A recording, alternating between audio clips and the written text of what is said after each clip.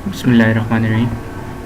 Basically आज जो हमारा टॉपिक है वो ट्रांसफार्मर के हवाले से है कि ट्रांसफार्मर की क्या डेफिनेशन है और मतलब ट्रांसफार्मर कैसे प्रिंसिपल है, वर्क क्या करता है, मतलब डेफिनेशन हल्का फुल्का उसका तारुफ के बारे में बात करेंगे कि वो करता क्या है। बेसिकली स्टेप अप करता है, स्टेप डाउन, जो भी करता है उसके बारे में, ठीक है।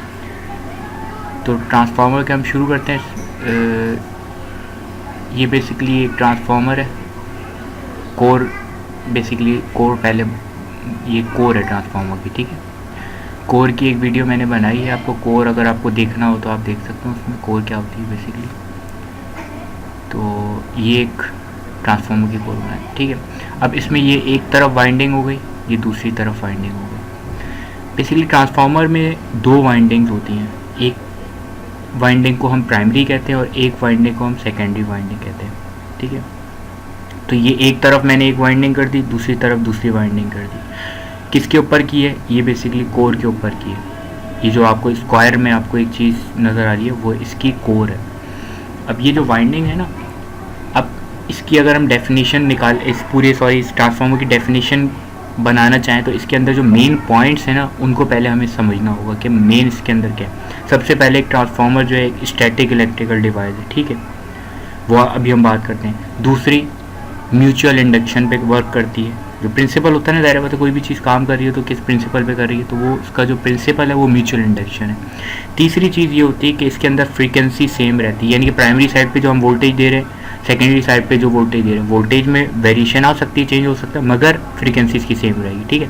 ये इलेक्ट्रिकली आइसोलेट होते हैं। अब अगर आप गौर से देखें तो एक साइड की वाइंडिंग दूसरी साइड की वाइंडिंग से बिल्कुल सेपरेट है, उसमें आपस में कोई कनेक्शन नहीं है, ठीक है। इंसुलेट होते हैं, आइसोलेट होते हैं।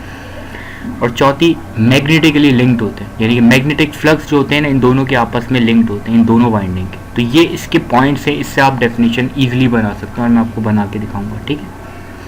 तो बेसिकली अब मैंने इसको प्राइमरी साइड पे एसी सप्लाई दी, ये देख सकते हैं आप। सेकेंडरी पे जाहिर बात है कुछ इसके रिस्पेक्ट से वोल्टेज बढ़ना शुरू हो गई, यानी कि बनना शुरू हो जाएंगे जब हम इसको सप्लाई देंगे। अब 220 मैंने इसको सप्लाई दी, यहाँ पे इसके 12 वोल्ट जो है जनरेट होने शुरू हो गए, ठीक है।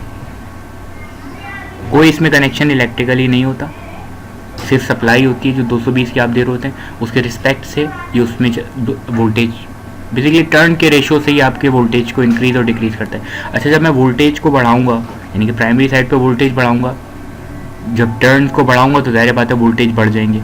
अब इसके सेकेंडरी पे मैं चाह रहा हूँ वोल्टेज कम हो जाए, तो मैं क्या करूँगा, इसके नंबर ऑफ टर्न्स को कम कर दूंगा। यानी कि अब देखिए मैंने 12 वोल्टेज थे, अब मैं वोल्टेज जो है क्या कहते हैं कम करना चाह रहा हूँ, तो मैं नंबर ऑफ टर्न्स जो है उसके कम कर दिए तो वोल्टेज 12 होगा। यानी कि नंबर ऑफ टर्न्स को बढ़ाता रहूँगा, वोल्टेज बढ़ते रहेंगे, नंबर ऑफ टर्न्स को कम करता रहूँगा, वोल्टेज कम होते रहेंगे। अच्छा, जब मैं वोल्टेज बढ़ाऊँगा किसी भी साइड पर तो उसका करंट जो है हमेशा क्या हो जाएगा, कम हो जाएगा। और अगर मैं वोल्टेज को इंक्रीज़ कर रहा हूँ कहीं किसी भी साइड पर तो करंट क्या हो जाएगा, आपका डिक्रीज़ हो जाएगा। बेसिकली ये होता है। इसकी एग्जांपल अगर आप देख लें, जो ट्रांसमिशन लाइनें होती हैं उस पर वोल्टेज बहुत हाई होते हैं तो उसमें करंट क्या हो जाता है, कम हो जाता है, पहली एग्जांपल, सही। दूसरी अगर आप देख लें तो दूसरी एग्जांपल मैंने लिखा है वोल्टेज जहाँ पे हम कम करेंगे तो करंट क्या हो जाएगा, बढ़ जाएगा, ठीक है। अब करंट जब बढ़ जाएगा तो इसकी सबसे बड़ी एग्जाम्पल आपके पास ट्रांसफार्मर जो होते हैं ना, जो वेल्डिंग प्लांट होते हैं उनमें यही होता है, ठीक है। उनमें वोल्टेज 12 होते हैं, करंट बहुत हाई होता है। ये इसका फॉर्मूला है NS divided by NP, VS divided by VP और IP अपॉन IS। ये बेसिकली एक रिलेशनशिप है इन तीनों चीज़ों की। इसमें आपको वोल्टेज, नंबर ऑफ टर्न और करंट, इन तीन चीज़ों का रिलेशनशिप से आप तीन चीज़ें और मालूम कर सकते हैं, ठीक है। अब मीन्स इसमें सेकेंडरी कॉइल के टर्न्स दिए हुए, प्राइमरी कॉइल के टर्न दिए हुए, सेकेंडरी के वोल्टेज, प्राइमरी के वोल्टेज, इनमें से तीन चीज़ अगर ये आप इक्वल्स टू में इक्वल, मतलब इक्वेशन का एक रूल है कि तीन चीज़ अगर आपको पता हो तो एक आप निकाल सकते हैं, ठीक है।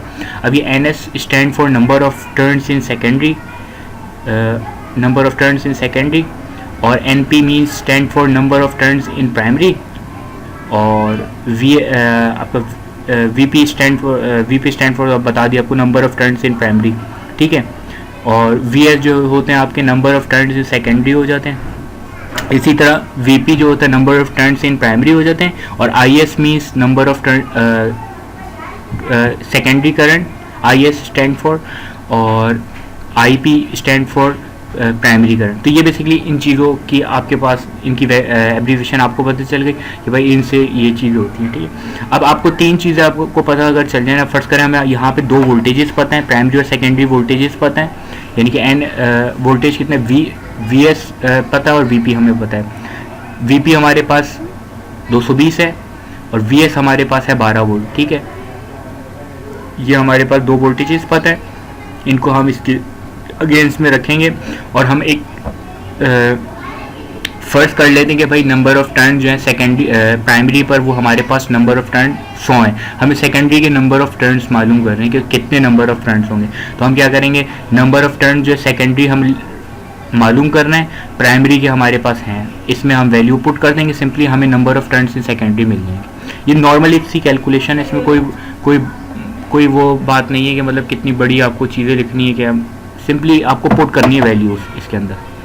या आपने वैल्यूज़ पुट की तो आपको इसको नंबर ऑफ टर्न्स सेकेंडरी मिल जाएंगी, जो भी होंगी इसे कैलकुलेट कर लेगा, आपको सही पता चल जाएंगे जो भी चीज़ है, ठीक है। तो इस तरीके से आपको NSE मिल जाएगा।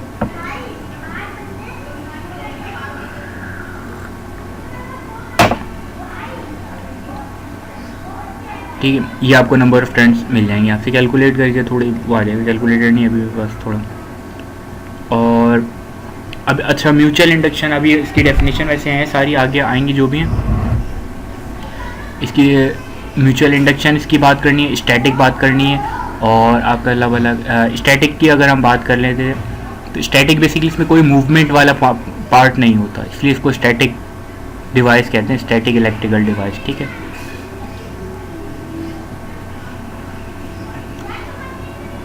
अच्छा, अब मैंने जो आपको कहा था कि भाई इसकी डेफिनेशन अगर हम बनाना चाहें तो कैसे बनाएंगे, तो इसकी डेफिनेशन बनाने की हम कोशिश करते हैं। Transformer is a static electrical device, static electrical device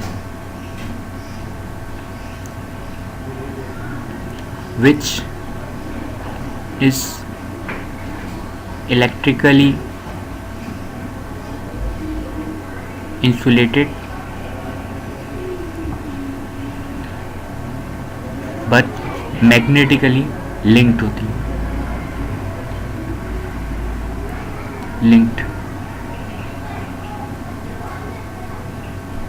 magnet मतलब इलेक्ट्रिकली वो आइसोलेट होती है, उसमें इलेक्ट्रिकली कोई कनेक्शन नहीं होते, मगर मैग्नेटिकली कोर के जरिए आपस में जो है लिंक्ड होते हैं विद ईच कॉइल्स या ईच अदर्स, ठीक है।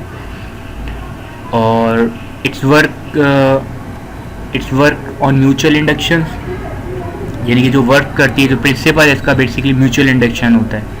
म्यूचुअल इंडक्शन ये it's work in the principle of mutual induction, ठीक है।